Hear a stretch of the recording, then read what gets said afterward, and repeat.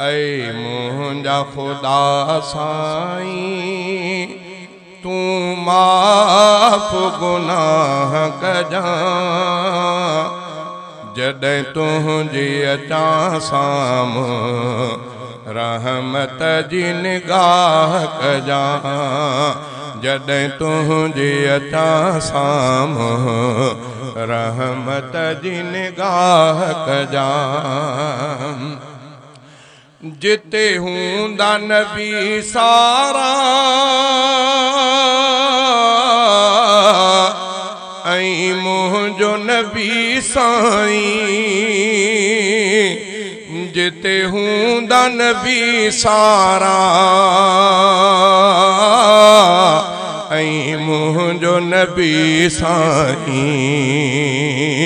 उते मुंहिंजे ऐबन ते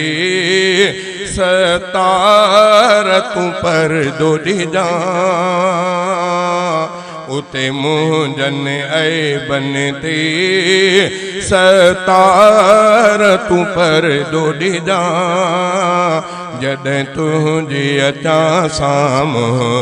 रहमत जी निगाह कजां ऐ मुंहिंजा खुदा साईं तूं माफ़ गुनाह कजां जॾहिं तुंहिंजी अचां साम्हूं रहमत जी निगाह कजां जिते भजंदो हर माण्हू पंहिंजे रिश्तेदारनि खां जिते भजंदो हर माण्हू पंहिंजे रिश्तेदारनि खां अरबीअ जे हथनि सां उते कौसर बि नसीब कजां जॾहिं तुंहिंजे अचां साम्हूं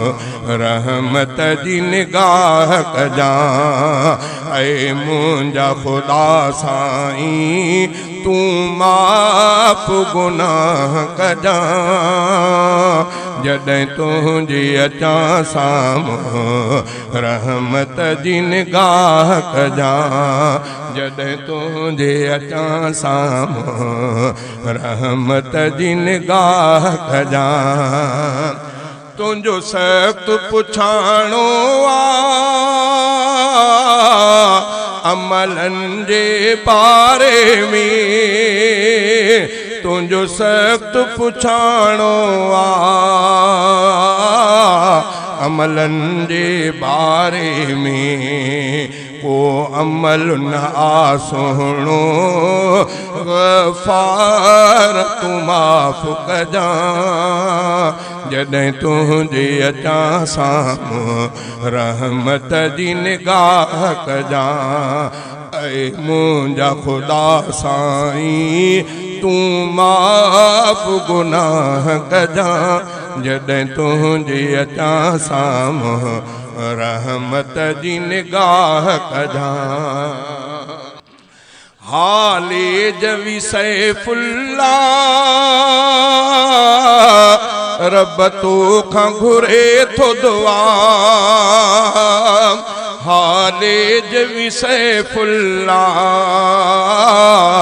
रब तोखां घुरे थो दुआ परे मुँह खां करे दोज़ख जन्नत दे करीब कजां परे मुँह खां करे दोज़ख जन्नत दे करीब कजां जॾहिं तुंहिंजे अचां साम्हूं रहमत जी निगाह कजां ऐ मुंहिंजा खुदा साईं तूं माफ़ गुनाह कजां